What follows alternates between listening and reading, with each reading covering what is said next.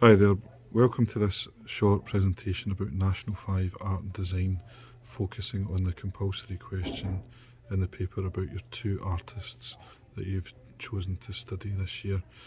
The artists that you're going to be focusing on in my class this year are Pablo Picasso and his painting Weeping Women, and Chris Ofili's painting No Woman No Cry.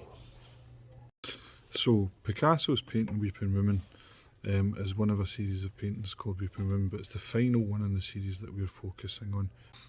In the exam question, you're going to be asked to focus on writing about different aspects of the paintings that you've studied. So you're going to maybe have to write about composition, colour, layout, form, shape, pattern, tone, working methods, techniques, style, the mood and atmosphere, the visual impact of the pieces of work. So basically what we're going to do, we're going to look at all these different aspects of the paintings that you're studying and focus in on how we can write about them and how we can connect words to other words. So the way we're going to go about this is we're going to look at both artists separately, and I'm going to look at Picasso first, and I'm just going to talk briefly about the history that led up to the painting that you're studying, which is called Weeping Women, and we'll look at the wee history before that and what influenced him to paint that particular picture. Okay. Picasso spent pretty much most of his life in Paris, although he came from Spain and he's an expatriate of Spain. He was very passionate about his country, and when civil war broke out between the left-wing socialist armies and the fascists, who were also linked with Hitler's Nazi armies, he was very upset because he didn't want to see fascism succeed in his country, because he realised that it was quite a racist and negative policy, that the way that they ran their country. Civil war is a really terrible thing, and it rips countries apart, and it definitely did that to Spain.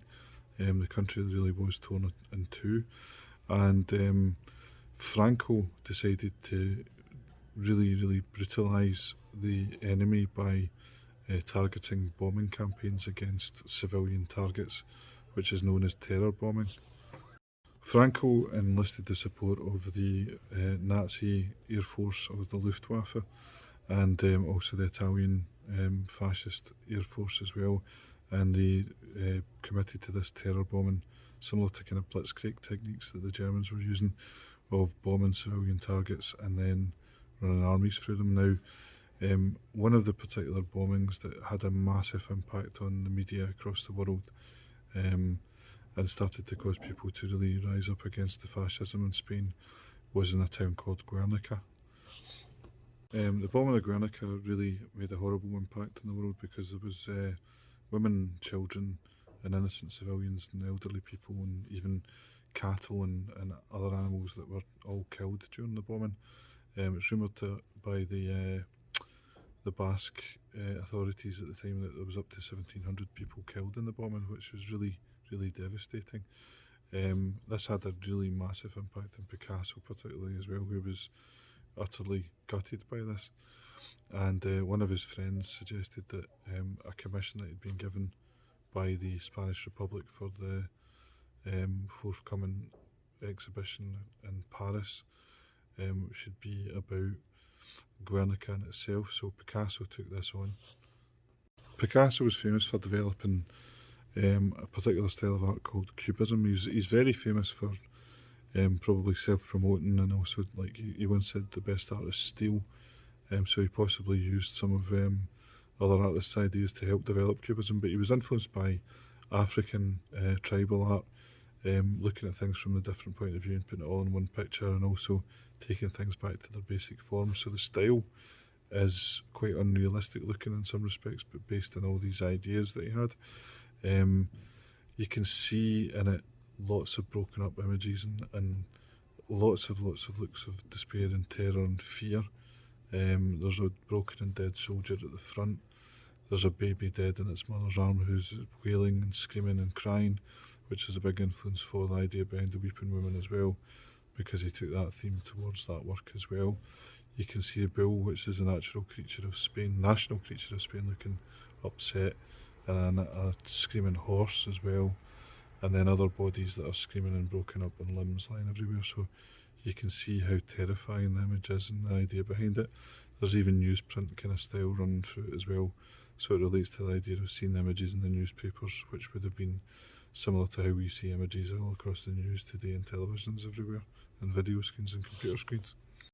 The painting of Guernica had a massive impact across the world. It toured around the world so that people could see it, and the money raised from it was given to the Spanish Republican armies, but unfortunately they eventually lost the war, and fascism was in place in Spain for the next 50 or so years at least, until Franco died in the 80s as well.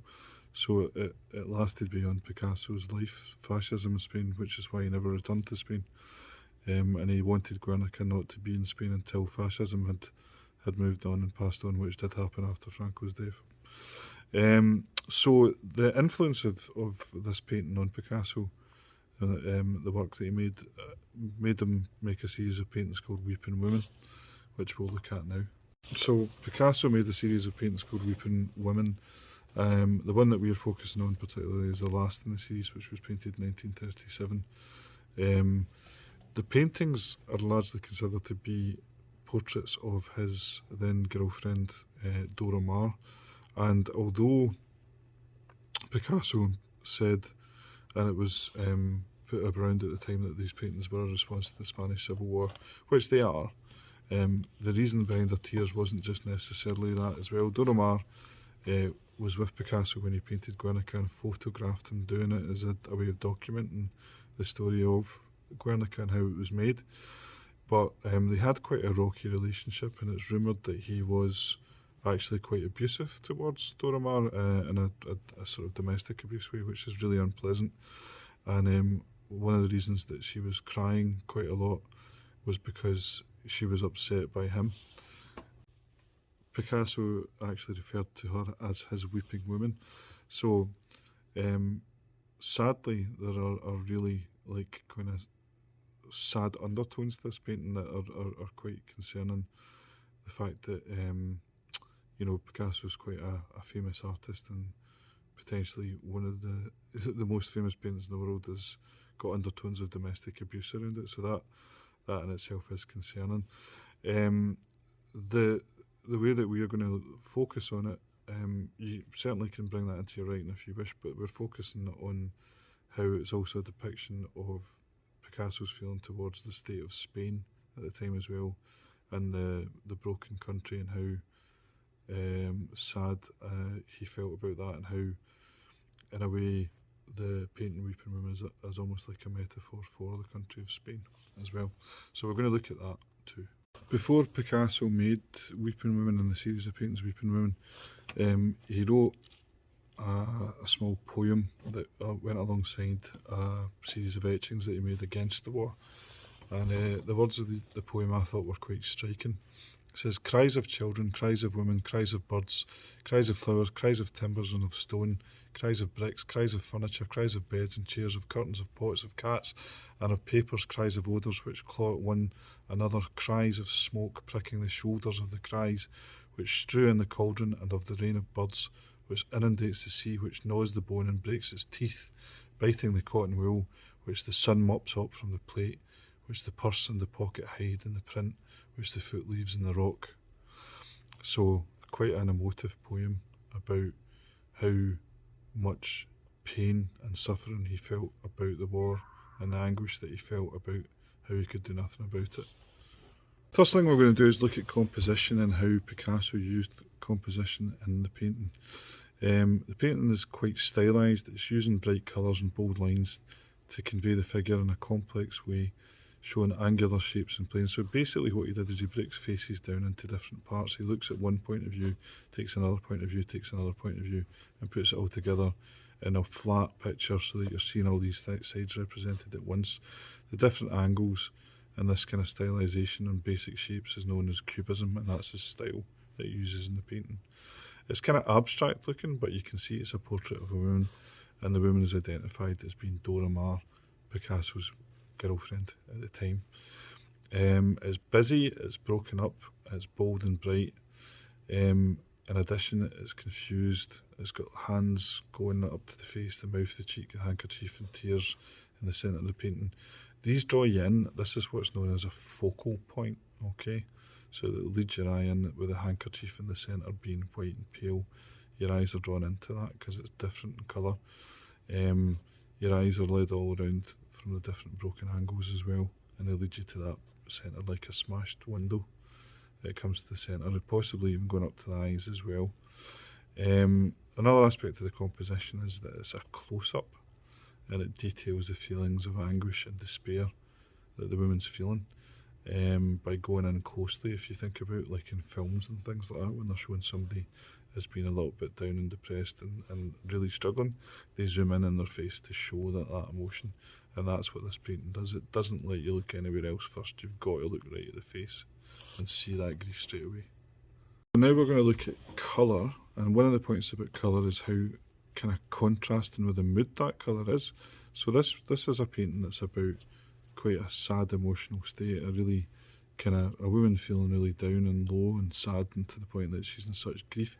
Normally we wouldn't possibly associate bright, bold, colourful things with that, and that's the thing about this thing that grabs your attention. When something contrasts like that, it really grabs you, because basically the colours don't match with the mood straight away, and it makes you feel uneasy because you're looking at a woman that's looking really, really sad and crying, but she's all bright, bold and colourful. She's got a handkerchief holding up to her face, and the colour is drawn out of that, and that's another point as well. And because the colour's drained, it's almost like the colour's draining from her face into the handkerchief, and the sadness is spreading across. It's almost like if the picture could change, it would change to something that was really black and white, because the colour would drain out of it eventually. There's bold dark lines marked out all the separate areas of the painting as well, and it gives the kind of lines all over it, which puts them into separate parts, and that draws your attention to the different parts of the painting as well, to the hat, to the red and yellow as well, which could be a reference to Spain, because that's the colour of the flag. So you see how your eye is led around by different colours and how it's broken up by these dark bold lines. If we continue thinking about how lines used as well, the dark outlines also help to emphasise the theme. They look at the tears, for example. They're outlined in black, so it really gives you the idea of their importance, because they're there. It's deliberate to make them grab your attention as well, to have these outlines around things. That lines around the nose and the eyes are quite abstract, so you think about thick eyelashes covering all the way. They're distorted and they're overflowing with tears, so it's really, really putting the emphasis on the mood by exaggerating the form with the outlines as well. Again, other lines used in the painting in the background, there's thick vertical stripes that all go down, and that looks like wallpaper, but also has a feeling that it could even be like the bars of a prison. So there's a prison that keeps the mood of the grief in the room. The shape in these paintings is really important, because basically, it's almost like a jigsaw in some ways. The face is taken apart from different angles and then painted back together again, like a broken jigsaw. It doesn't quite match up. It doesn't fit. And also you think about when you feel really stressed about something that you think shouldn't be happening, does it fit? Or is it all over the place in your thoughts? So that could be a visual metaphor for how the feeling of the country being broken is reflected in the broken face of the woman. The shapes also give a kind of broken mirror feel, like, jagged parts all broken up. Again, referencing our emotional state and relating to that mood of Guernica and the bombed town being all broken and damaged and unrepairable. Another point would be the fact that it's the different viewpoints again, the nose is in profile in one place and then out in the other. The mouth shown in a 3/4 kind of view. The eyes are viewed from the front. So basically you're seeing all these different viewpoints in one painting. Additionally, in art, sometimes we look at a thing called form, which is the kind of three-dimensionality of a piece and how that's created by shadows and light to make it look three-dimensional. You definitely would see that in some older paintings, but this painting is quite flat in some respects because the colours he's put down are really, really flat. But he's looking at things from different viewpoints and he's put that across in the picture, so it does create a kind of sculptural form to a certain degree, because you're seeing it kind of all angular and broken out.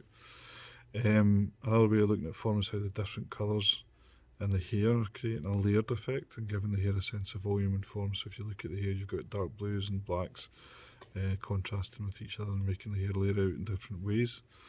There's bold colour tones applied across the face, and the darker tones in the woman's shoulder bring the figure of the weeping woman clearly to the foreground. So it gives her a sense of presence and it makes her really prominent and stand out. She's the most important form in the painting. If we look at how tone's used in this painting, it's not used in the most traditional senses again, but basically if we look at it a wee bit closer, there are subtle differences in the greens and yellows in her face that give a certain sense of 3D form to the hands and the neck, so they give them that kind of feel of shape to a degree. The contrasting tones of the purple and the yellow under her eye also give her cheekbone a kind of sense of being prominent there as well. Particularly that's quite important because it shows where the tears roll down the face as well. He's really used bold tones of colour in the painting to create a vivid and distinctive look to the piece. The contrast with the mood of the painting. So, you know, again, it goes back to the idea of contrasting tones and colour. It's sad and sombre in the piece. You know, the white is kind of starting to engulf the piece, but the bolder colours are still there, and it emphasises that kind of shocking nature of the work. Okay. So now we're looking at texture, and the texture of the painting is largely flat. You know, but it's put these kind of bold contrasting tones down, but it catches your eye, and that's what leads you in. Again, I mean, we could say that there's texture in the hair, because he's got these different colours in the widths aligned to create that texture. In other areas of the work, the woman's dress and the ribbon and the hat are given a kind of pattern and an application of colour tone that creates that pattern as well. So that gives that a sense of texture too.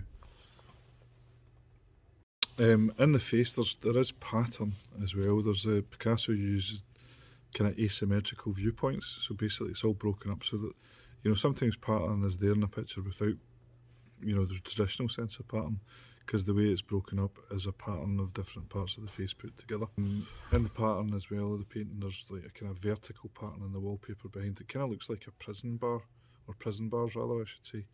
And again, that gives that kind of feeling of being trapped. Patterns have kind of been applied in a basic way to give texture to areas like the hair and the headwear. But the real emphasis in this piece is in the colour, I'd say, and the mood and the atmosphere that creates. Pattern is not as important, but, you know, just because something's not important doesn't mean you don't mention it or talk about it. You know, if you're asked about it, you can respond by what's there and what's not there. Now we're moving on to looking at technique, media application, materials and style. All these things may come up in the question as different, like one thing that you can focus on, but they are all the same thing. It's how an artist applies the paint to the picture or applies the media he's using to help create what he's creating as mood and atmosphere or the style that he's working in. So any of these come up, then basically you can use a similar set of answers to help you with that.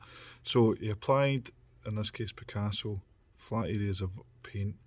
There's not too much blending the colours, just a wee bit tonally that we discussed earlier, with the kind of purples and yellows making the kind of cheekbones stand out. There's more of mostly kind of using the cubist style in the painting, and putting those different picture planes together from different viewpoints. The contrast of the colours really grabs the viewer's eye. He used broad, broken up application of jagged outlines in the painting as well. The dark colour really emphasises the different viewpoints that are in the picture and the broken up viewpoint of the overall composition. The whole thinking about cubism, seeing things from different viewpoints in one composition, has been applied in the work. You can see the woman's emotional state from different sides, and that's further emphasising the feeling of the emotion in the piece. So like seeing her anguish from different viewpoints of her face. You may be asked about mood and atmosphere, visual impact and the striking quality of a work or the style of the work to a degree, and basically that's quite a straightforward thing with this one because the mood and atmosphere or the visual impact of it is quite strong. The woman's got a real look of sadness about her, she's really in despair. Her pose and her expression is clear, she looks like she's suffered some really bad news and she looks disfigured with grief. People look ugly when they're crying for a reason, and she looks like that just now. It's not a pleasant image to look at in that respect. The colours are really unsettling, they create a really strong bold atmosphere, so it gives a real tension to the work and it makes us uncomfortable looking at that because basically the colours that are kind of traditionally bold and colourful and happy are there in this really strong contrast and tense emotional state with the state of the women, which contrasts again with that. The jagged kind of broken up style as well, the bold dark outlines, the stabby dark lines are really kind of, you know, they give a darkness to it, you know, that kind of sharpness, the edge of the knife, if you like.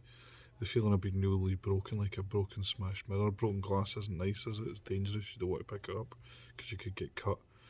That broken feeling of war and the feeling of loss, it's all there in this picture. So now you're at this next part of the question.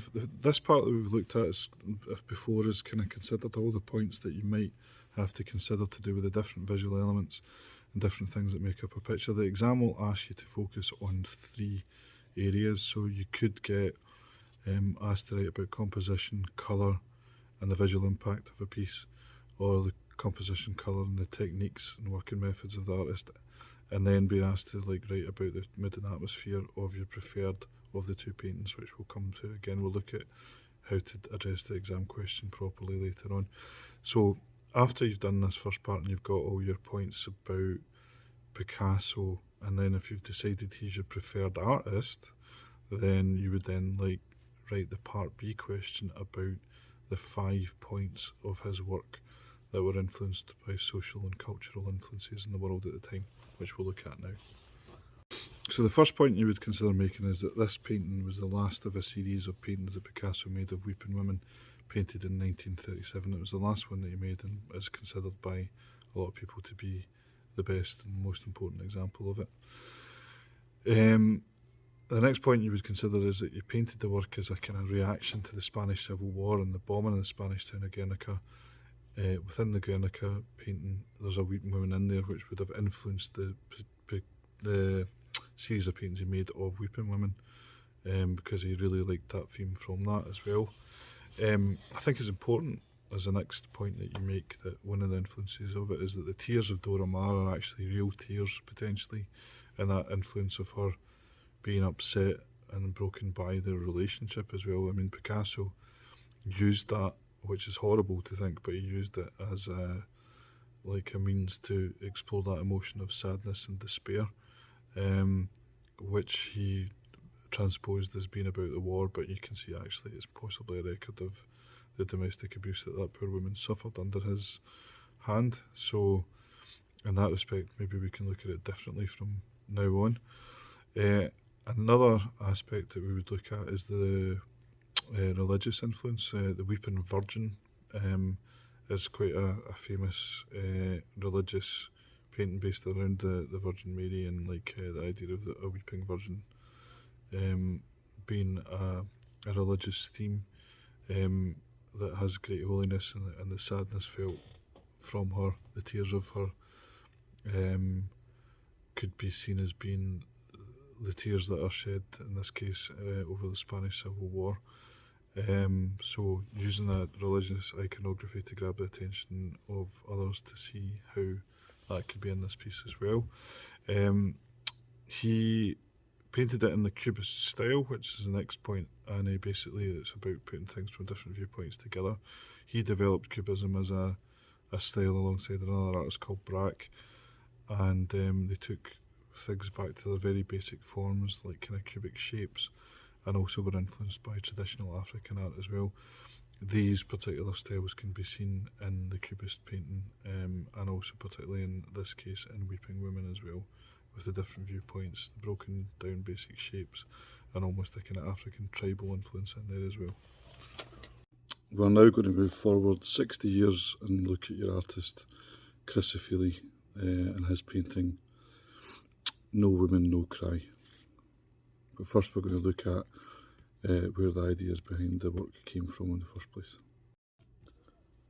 Racism, prejudice, discrimination or antagonism by an individual, community or institution against a person or people on the basis of their membership of a particular racial or ethnic group, typically one that is a minority or marginalised. Stephen Lawrence was a teenager in the 1990s who, after spending time around at one of his friend's house, walked to a bus stop with another friend, only to be chased and murdered for the colour of his skin. It's a case of him being in the wrong place at the wrong time. However, what happened afterwards with inquiry into his death and the outcome of that caused a whole lot of repercussions in the British justice system, as it was uncovered to be the case that the investigation into his death was not carried out properly because of racial bias by the police force and institutional racism throughout the justice system. What happened in the next 20 years, due to the approach to this by his mother, made a lot of changes to our justice system as we know it now.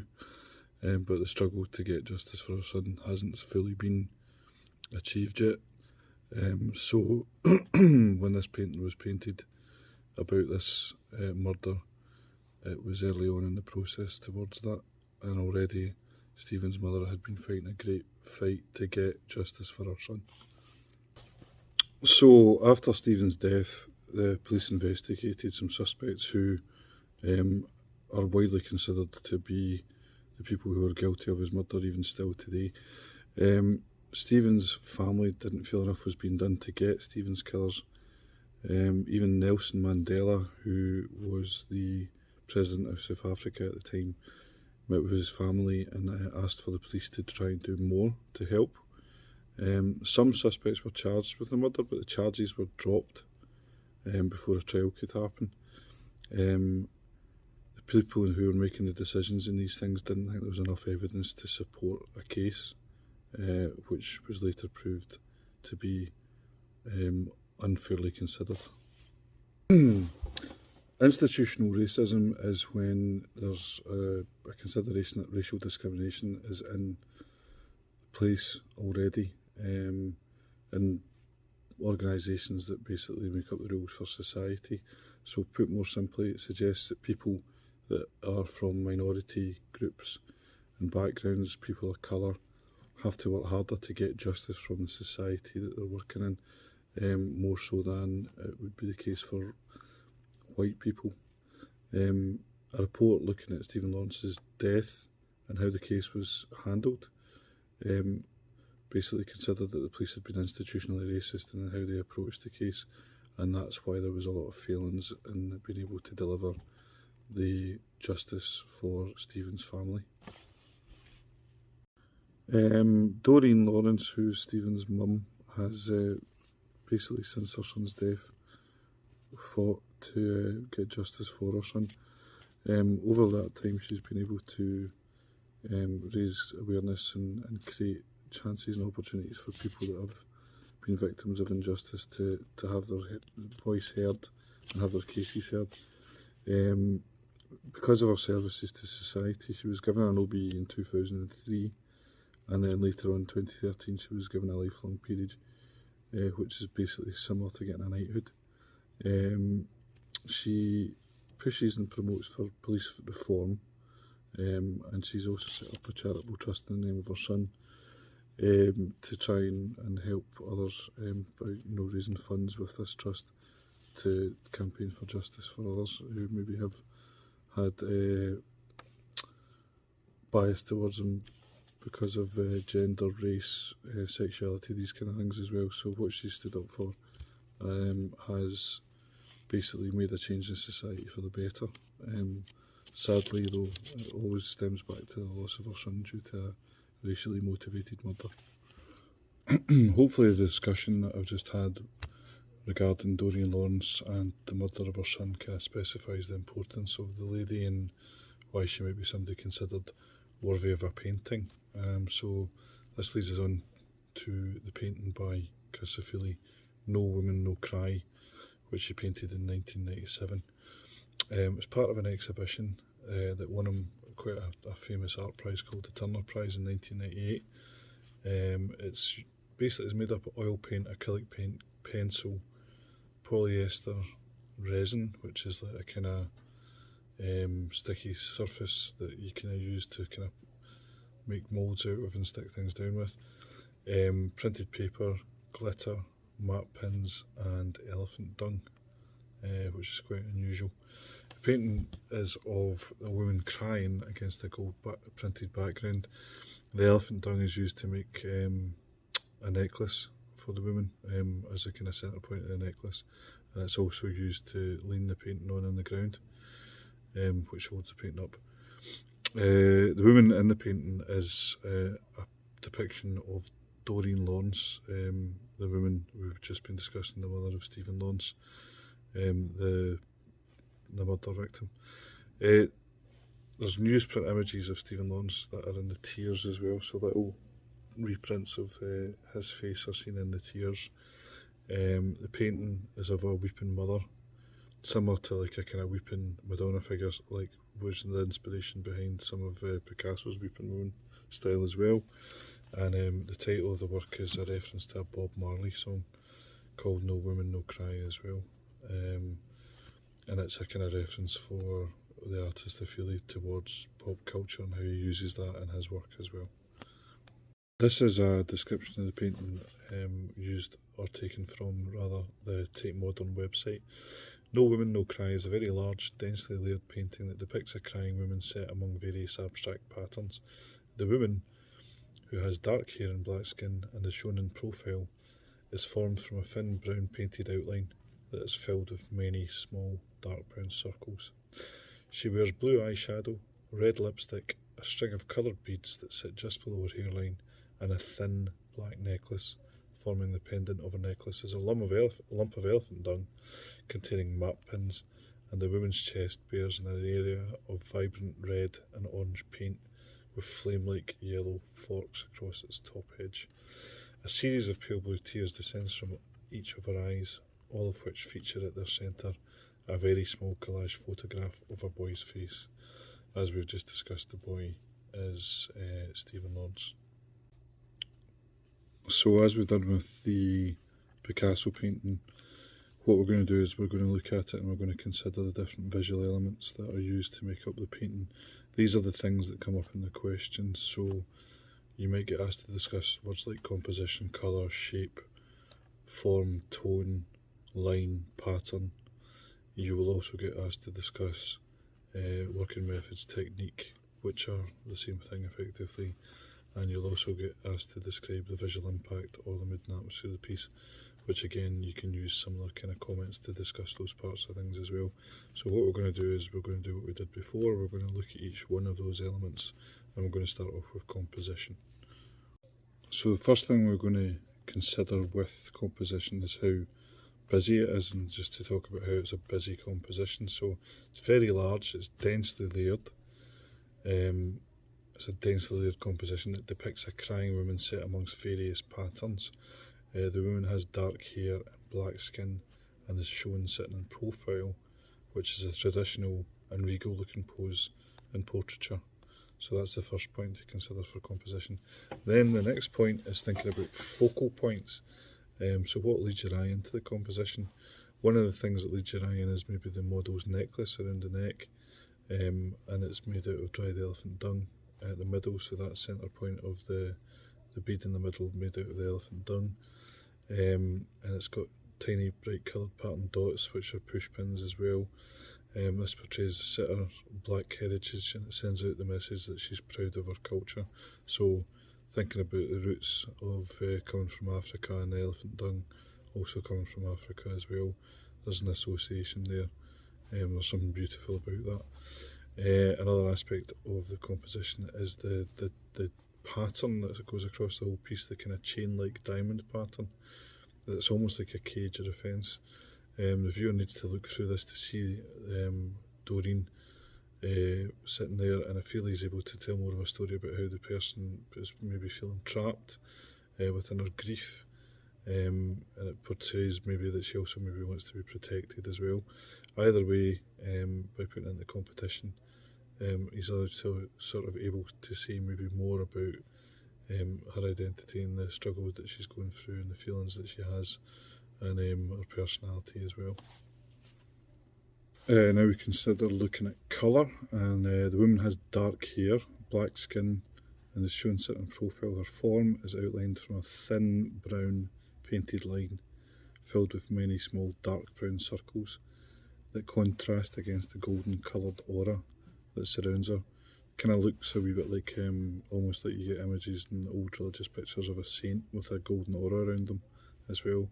So you've got lots of aspects of colour in that statement to consider, which would get a point, definitely. Then we have a look at the blue eyeshadow, the red lipstick, a string of coloured beads, so it's a bold, bright and colourful image. It's very strong and striking. And the beads around her hairline and her necklace.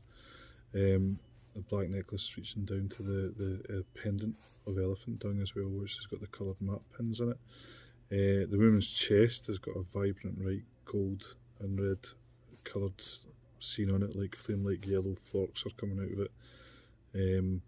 It gives a kind of real sense of strength as well and dignity to the woman. She's powerful and passionate looking. So again, they use the colours to kind of signify strength and also to signify sadness as well. And then we can move on to that. We consider the blue of the eyes and then the blue tears falling from the eyes as well. And then the collage of the image of Stephen Lawrence into each of them as well. So that blue colour catches your eye and signifies the sorrow that the tears are giving us the impression of it. And then with the sun collaged into each one, it emphasises that feeling of sadness as well, along with the blue. So lots of really strong colour points there to consider.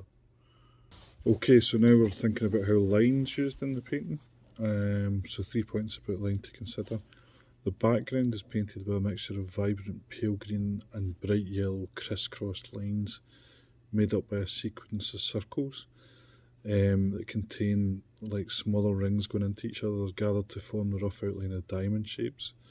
The pattern also goes over Doreen's face, giving a mood of an atmosphere of entrapment. So those lines going across make her feel trapped in maybe her grief and her sorrow.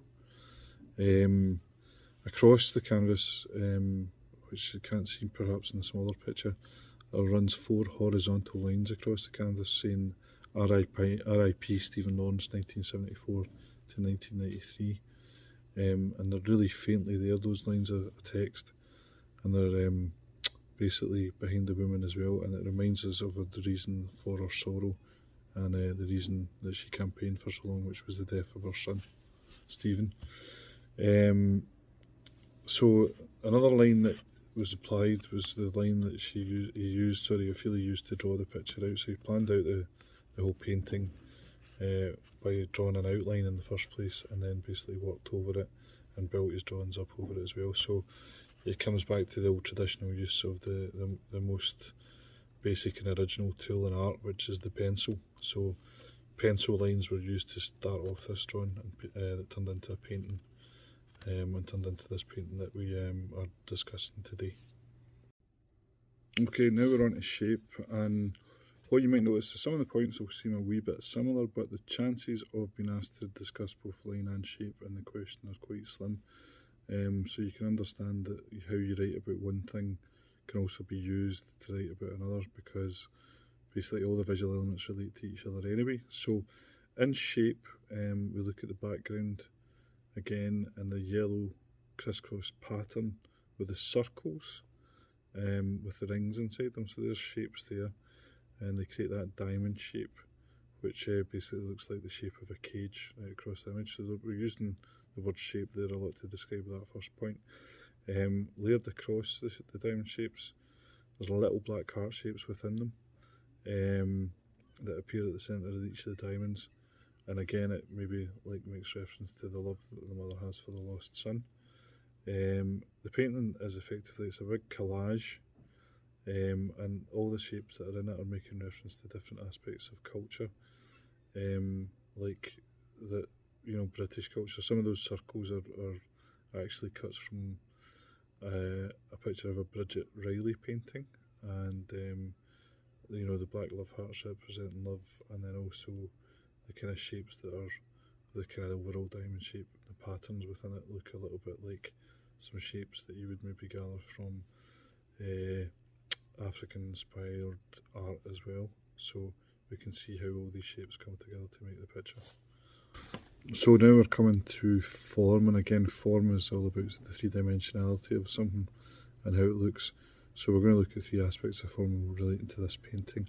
So the painting is built up in layers. Some of the forms in the canvas are more 3D in quality than others, so it's been built up in some areas and less in others. For example, the elephant dung is used in the work, and it's a reference to African culture and roots as well, and pride and heritage. The surface of the painting is layered, so the application of colour in Doreen's face might not contain a lot of tonal variation, so it's not designed to be the most kind of realistic formed face, but the different surfaces of collage and coloured beads and transfer give a lot of visual depth in the painting, so there's a form of depth in there as well. Ofili has exaggerated some of the form of the facial features, like the lips and the nose, features that are often quite used as racial slurs and insults, or the basis for those. So by doing this, by creating them to be larger than life, he's taking ownership of these, and he's using them to empower his inspiration, Doreen Lawrence. So this brings us round to tone, and tone is kind of how an artist uses shadow and light and different aspects of controlling colour, by how different they use different shades of it and things like that to bring your attention to areas of the painting. And in this case, the tonal variation of colour is subtly applied. It does that in the background particularly, and it allows the viewer to look more closely to find more in the work. So the text that was mentioned earlier, the lines of text, R.I.P. Stephen Lawrence, it's not clearly visible at first glance, but as you look deeper into it, the tones of it start to come out and it grabs your attention, and once you've seen it, you can't not see it, then it's always there when you look at the piece. It's quite a striking part of the painting. Doreen's head and shoulders don't have a lot of traditional tones in it, but there are slight references to tonal difference, just to give you a sense of where the facial contours are placed as well. But other than that, it is quite a flat looking painting. Again, golden tones in the background combined with rich reds and yellows that you see in her chest. They give a real sense of empowerment, that kind of rich golds and yellows and things like that. Give her the look of a kind of somebody who's regal, like a queen, like a powerful figure, somebody to be admired and feared for their strength as well. So now we come to pattern, and in Ofili's paintings, pattern is massive. It's a huge part of what he does in his paintings as well. And basically, I've read a wee statement here that says, Ofili's intricately patterned painting combine beads-like dots of paint inspired in part by cave paintings from Zimbabwe, with collaged images from popular magazines and materials like glitter and map pins. So it's using a mixed media approach in his painting.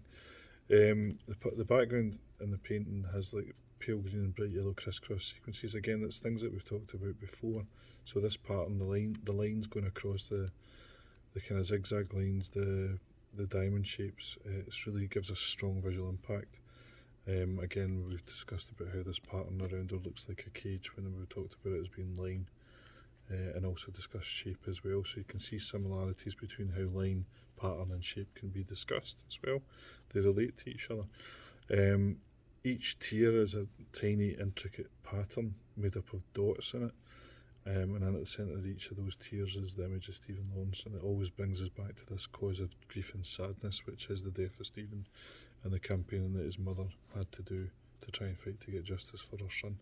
So pattern's a very, very strong part, but you can see, particularly in the discussion of pattern, how you can relate it to other areas as well. So when you discuss how lines used, how shapes used, how forms used as well, pattern's been a consideration within that too. So now we're moving on to technique or media application, use of materials and style. Basically, again, points that we consider about that. Whatever comes up in the question, if it's technique, media application, material, style, it's all points to the same thing.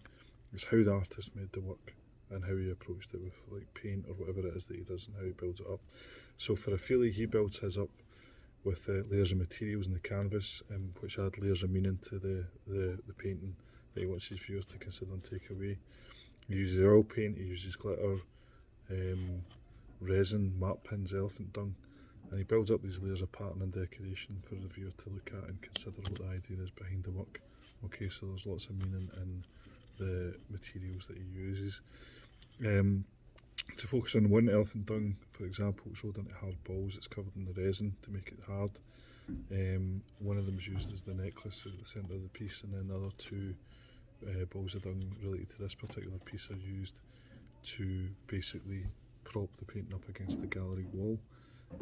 He's taken something that's, you would normally consider any sort of dung to be kind of ugly looking, but he's taken it and he's used it and turned it into something beautiful to kind of talk about the roots and culture in his work as well. The most important technique, I suppose you could say, he uses in the work, as far as I'm concerned, or method, is collage, and that application of collage to his work basically uses lots of different things like paper photographs, adding everything together, sticking it down to the supporting surface. It's like mixing all these medias up to paint and draw with. It's got a three-dimensional element, so it makes the piece really busy, and it's a technique that's been used in art for over 2 centuries at least, and has been used throughout art history really, but it's become prominent particularly over the 20th century. It can be equated a little bit towards music as well, as an influence that he's taken from like kind of 90s sampling, which was used a lot in the kind of hip hop music as well, which he has himself actually cited as an influence.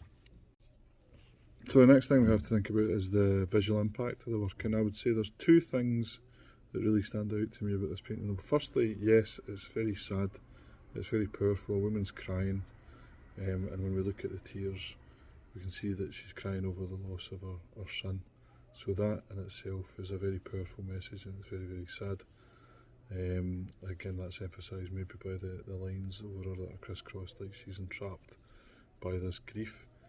But we can then look at it in a different way for a second. The way of looking at it is it's also empowered and strong and bold, and we celebrate this woman as well. We celebrate the power that she has and the power that she's created to be able to reach out and try and find the justice for her son. And the bold reds and golds and the aura around her reinforce that nature, that she's a strong, powerful figure that we should respect and look up to and admire for everything that she's fought to achieve. So the 2 overwhelming mood and atmosphere feelings that I get from this are the visual impact, or what really stands out about it is that yes, it's very sad in one case, but it's also empowered and strong and celebratory in another as well. So those 2 points are key to consider when it comes to this painting. So now we've looked at all the visual elements that have been used in the painting and discussed how we can maybe look at each one of them and use them as a basis to write our answers that should these points come up in the exam. Once you've completed that part, again what you've got to do is look at the part B question and make 5 points about the social and cultural influences of the painting. So should you decide to do Ofili's painting, what's going to follow this is the 5 points that you could consider making to get your 5 points for that part of the question as well. Okay, so now we're going to look at the social and cultural aspects of the painting and what's influenced the artist Chris Ofili to make the work. So firstly, the title of the song. The title of the work is actually after the title of the song, which was out in 1974 by the Jamaican reggae artist Bob Marley, and it's about him saying to a woman, "Please don't be sad," so it's called No Woman, No Cry. This is picked by Ofili as the title for the work, and it's a message to Doreen Lawrence as well. The next point to consider in the painting is the words R.I.P. Stephen Lawrence. Obviously it's a portrait about grief and sadness and loss, but also it's empowering for the mother, but it's also a memorial to Stephen Lawrence as well. So the work is, as I say, a kind of testament to his life, and it's paying respect to him. Nextly, we have to think about how Ofili was influenced by Doreen Lawrence herself, and basically how she's a strong, spirited individual, and the confidence that she built in fighting the justice for her son, and then becoming a role model and a figure to be looked up to by people, and somebody with great dignity, and the way he's represented her gives her that dignity, almost portrays her like a queen.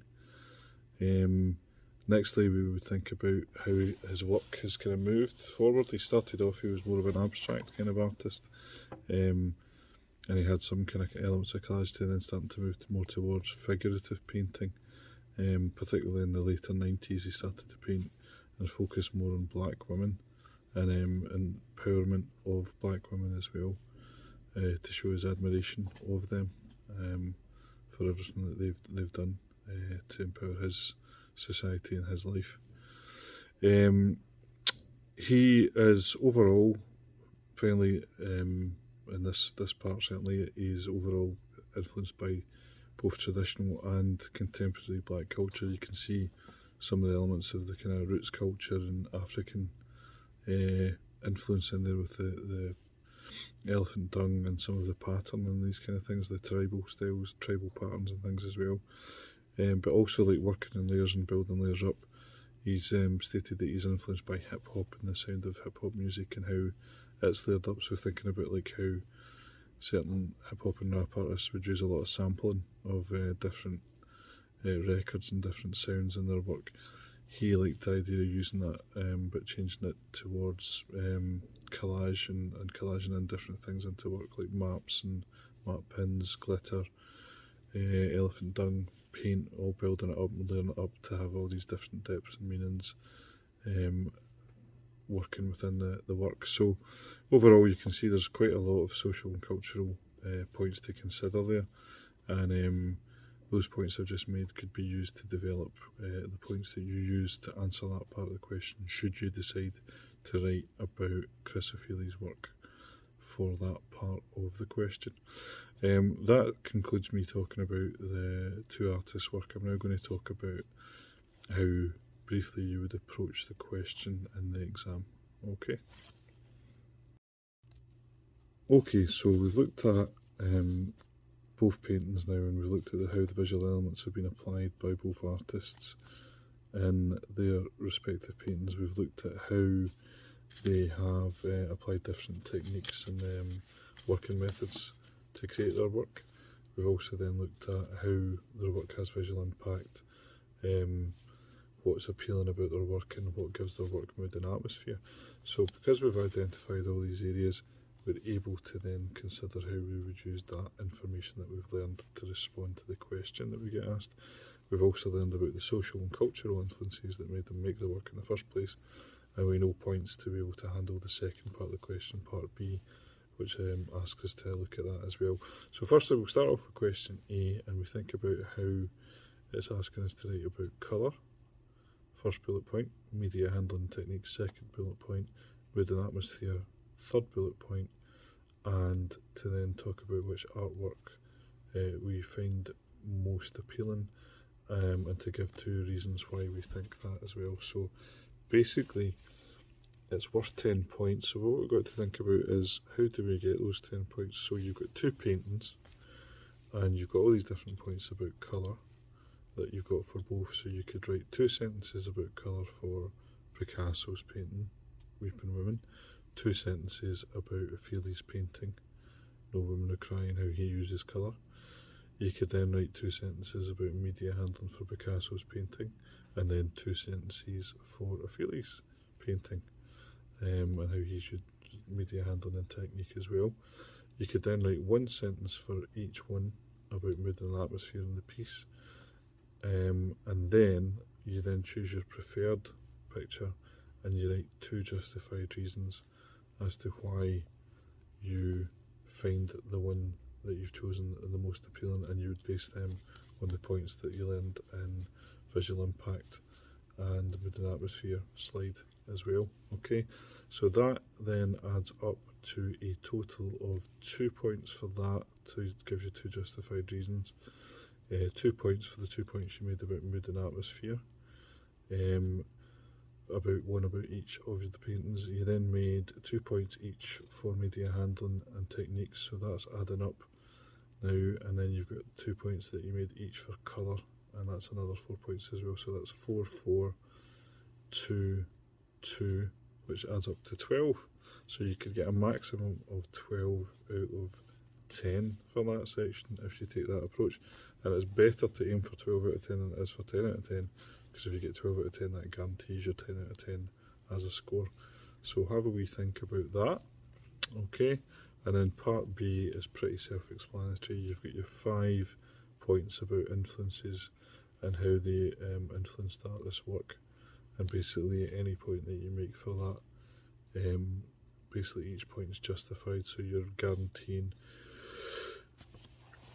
that you get your marks for that as well. Okay, so key points to consider for how you identify the question. Look at the 3 things it's asking you to think about and answer. Okay, decide that you're going to make 2 sentences each painting for the ones that you prefer, and then the one that you maybe have the least to say about, you make 1 sentence per painting. And then you give your 2 justified reasons for whatever it's asking you to justify your reasons about, whether it's mood and atmosphere, visual impact, or which one you find most appealing. And then you make your 5 points for part B, and talk about how they are seen in the work as well. And every single answer that you give must have a what, where, why. So what are you discussing, where is it, and why is it important? Okay, always make sure that you do that. Make sure you've got a start, a middle and an end to each sentence. And if you do that, the chances of you getting full marks for this exam are probably pretty high. Okay, good luck. And in my class I'll be taking questions after this. In your class I'm possibly sure that your teacher might be doing the same as well. Okay, thank you.